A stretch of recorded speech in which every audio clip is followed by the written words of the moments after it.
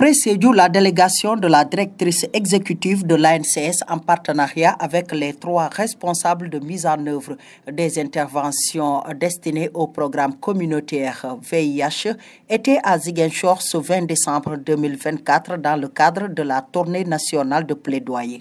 C'est une tournée de plaidoyer appuyée par une forte délégation du ministère de la Santé, donc pour raffermir notre partenariat avec les autorités sanitaires, les autorités administratives, mais également les autorités territoriales. Dans le cadre effectivement du renforcement de la communication institutionnelle de l'ANCS, dans une perspective de renforcer la performance de nos programmes dans la région de Ziguinchor. La particularité de la région de Ziguinchor, avec un taux l'un des plus élevés du pays, 1,5% depuis 2017, les acteurs locaux de la santé approuvent la nécessité de mettre beaucoup de moyens dans le cadre de la lutte contre. Voilà. Aujourd'hui, on a reçu la délégation du ministère de la Santé accompagnée de l'ANCS pour un plaidoyer allant dans le sens des personnes qui sont nécessitées. Donc je pense que c'est une occasion pour nous de remercier l'ANCS par rapport à la collaboration qu'on a eue. Ça fait 30 ans, d'après les discussions qu'on a eues, que l'ANCS a commencé à appuyer la région de Ziguinchor et plus particulièrement le district sanitaire de Ziguinchor. Et par rapport à cela, il y a plusieurs activités qui ont été menées. Et c'est ce qui a abouti aujourd'hui qu'il y ait une journée de plaidoyer par rapport aux innovations que vous avez parlé tout à l'heure. C'est surtout par rapport à la mutuelle de santé. Parce qu'on sait qu'actuellement, la mutuelle de santé constitue une nécessité pour la prise en charge des personnes, non seulement vulnérables et des personnes qui sont de la population générale. Parce que ça nous permet non seulement de les prendre en charge correctement, de réaliser les bilans et surtout par rapport aux médicaments et d'amoindrir le coût. Donc ça, c'est une innovation pour l'ANCS, d'autant plus que si vous obtenez la carte ici à Ziguinchor, partout où que vous soyez au Sénégal, vous pouvez utiliser cette carte. Je pense que ça, c'est une innovation de dingue qu'il faut saluer et qu'il faut vulgariser davantage auprès de la population, surtout des populations vulnérables et nécessitées. Et l'autre innovation, c'est par rapport à l'offre de soins à domicile. Je pense qu'après discussion, ce qui a été retenu, c'est que le district va essayer d'énumérer un peu les nécessités par rapport à ça. Et puis eux, ils vont mettre à disposition les moyens et la technique nécessaire pour qu'on puisse y aller vers ces populations-là qui sont vraiment nécessitées, qui ont besoin de cet appui. Parce qu'il y a des personnes âgées qui ne peuvent pas se déplacer au niveau de la structure. On est obligé d'aller vers eux. Et le plus souvent, on est confronté à d'énormes difficultés. Maintenant, s'ils nous facilitent la tâche, je pense que ça, c'est une bonne chose, c'est une chose qu'il faut saluer. Et pour terminer avec l'intégration des médiateurs de l'ANCS au niveau de la surveillance épidémiologique.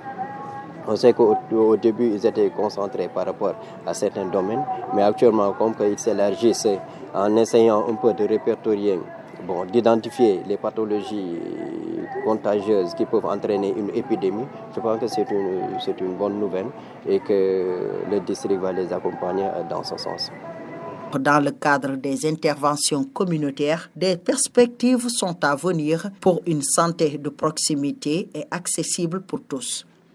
L'ANCS déroule un nombre de programmes assez important dans la région de Ziguinchor.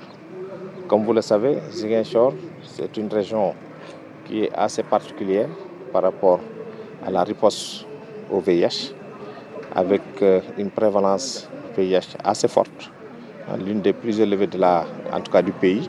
Donc que nous savons, depuis 2017, nous avions une prévalence de 1,5% avec l'EDS continu. Donc ce qui signifie que nous devons accorder une importance particulière à la région de Ziguinchor. C'était l'occasion aussi pour féliciter, remercier les autorités sanitaires et l'ensemble des autorités de la région pour le dynamisme, en tout cas cette mobilisation pour renforcer la riposte à cette pandémie.